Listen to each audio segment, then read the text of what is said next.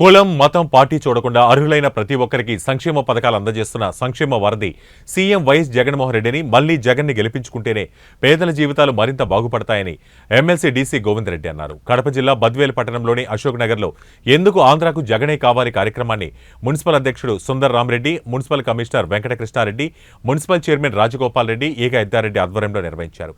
ఈ కార్యక్రమానికి ముఖ్య అతిథిగా ఎమ్మెల్సీ డీసీ గోవిందరెడ్డి విచ్చేసి వైఎస్ఆర్సీపీ జెండాను ఆవిష్కరించారు. అనంతరం సచివాలయ పరిధిలోని ఆయా కుటుంబాలకు గడిచిన 4.5 ఏళ్ల కాలంలో చేకూర్చిన లబ్ధిని తెలిపే బోర్డును ప్రదర్శించారు. ప్రజల దగ్గరికి వెళ్ళి వాళ్ళ అవస్థలు చూడాలని చెప్పి మేము కానీ ఈ వాలంటీర్ వ్యవస్థ కానీ సచివాలయ సిబ్బంది కానీ ప్రజల్లో నిత్యం ఉన్నాం. మేము ఆ రోజుల్లో ప్రజలకైనా అవసరం ఉంటే బీఎస్సీ ద్వారా మేము ప్రజలు పెంచడం జరిగింది. 2 సంవత్సరాల కరోనా వచ్చింటే ఈ చంద్రబాబు నాయుడు, ఈ లోకేష్ ఎక్కడున్నారమ్మా? మన ఆంధ్రప్రదేశ్ చూసారా?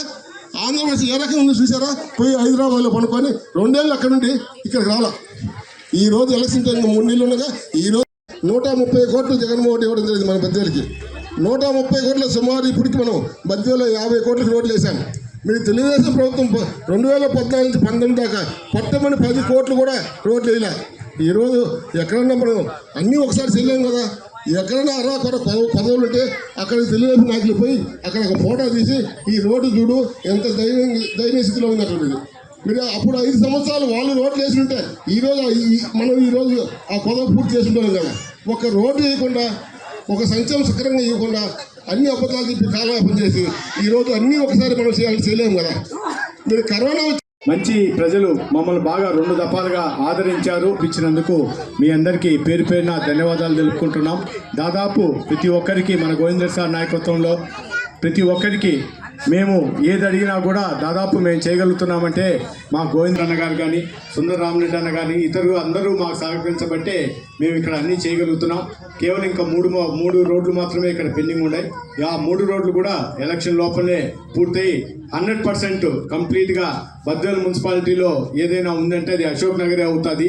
దీనికి సహకరించిన నాయకులందరికీ మీకు సభాపూర్వకంగా ధన్యవాదాలు తెలుపుకుంటూ రేపు రాబోయే 2024 ఎలక్షన్స్లో కూడా మనం జగనన్నను అత్యధిక మెజార్టీతో గెలిపించుకొని ఇక్కడ మన అభ్యర్థి సుధా మేడంను కూడా అత్యధిక మెజార్టీతో గెలిపించుకొని గోవిందరెడ్డి సార్ నాయకత్వంలో తిరిగి వైఎస్ఆర్సీపీ పార్టీ జెండా ఎగరేయాల్సిందిగా కోరుకుంటూ ఈ అవకాశం ఇచ్చిన మీ అందరికీ పేరు పేరున ధన్యవాదాలు. పెద్దలు అనేక విషయాల గురించి కూడా మీకు చెప్పారు. మేము వైఎస్ఆర్ కాంగ్రెస్ పార్టీలో జగనన్న నాయకత్వం కింద పనిచేయడానికి మేమందరం నిజంగా గర్వపడుతున్నాం. ఎందుకు మేము గర్వపడుతున్నామంటే ఈ అధికారం ఇచ్చింది ప్రజల కోసం, ప్రజల యొక్క సంక్షేమం కోసం, అభివృద్ధి కోసం పనిచేయాలి అనేటువంటి ఒక సుక్షితమైనటువంటి ఆ పార్టీ కార్యకర్తలుగానే మేమందరం కూడా మరి పని చేయడం వల్లనే ఏ విధంగా పెను మార్పులు ఈనాడు ప్రజలకు మేలు జరుగుతున్నాయో మీరందరూ కూడా గమనిస్తూ ఉంటారు. జగనన్న ముఖ్యంగా అధికారం నిజానికి 2014లో చంద్రబాబు నాయుడు గారు 600 హామీలు ఇచ్చారు. నేను ఇవన్నీ చేస్తానని మభ్యపెట్టారు.